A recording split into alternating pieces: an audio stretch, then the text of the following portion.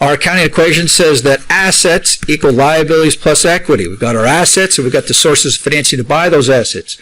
You can borrow the money to buy the assets, or it can be invested by owners, and we call that owner's equity.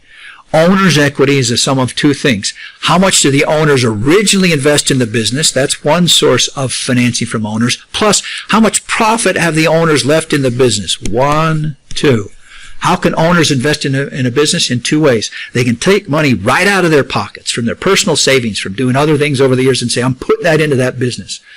That's one source of equity financing from owners. The second source is, let's run this business, generate some profits. To whom do those profits belong? They belong to the owners. The owners can choose to take those profits out and go buy boats with them or buy milk or whatever else they want to do. Or the owners can say, I'm going to take those profits that belong to us and we're going to put them back in the business. We're going to reinvest them in the business. That's another source of owner financing. Original investment or retained profits. Now, the ownership interest we can see here is, let's just do, this is kind of fun. Let's do a little algebra. Do you mind? Let's do it right down here. Assets equal liabilities plus equity. We can rearrange that, and we see that equity equals assets minus liabilities. So another way to think of equity is this. It's the amount of left over of the assets after you pay all the liabilities. So let's say I've got all my assets and say, okay, I'm shutting this business down. I'm going to turn all these assets into cash. Okay, I've turned them all into cash.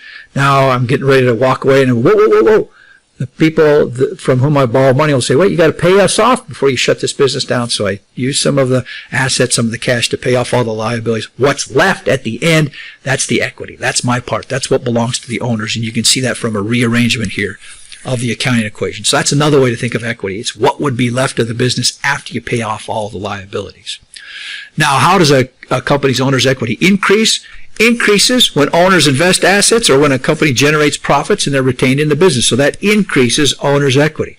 How would a company's owner's equity ever go down? Well, the owners could withdraw assets from the business. For example, they could say, we want the business to pay us a dividend. That reduces the equity in the business because the owners have taken the assets out of the business and put them now to use in their personal lives. Or the company could suffer a loss. That also causes the equity of the business to go down. Equity of a business goes down when the owners invest more in the business or when the business generates a profit that is kept there in the business.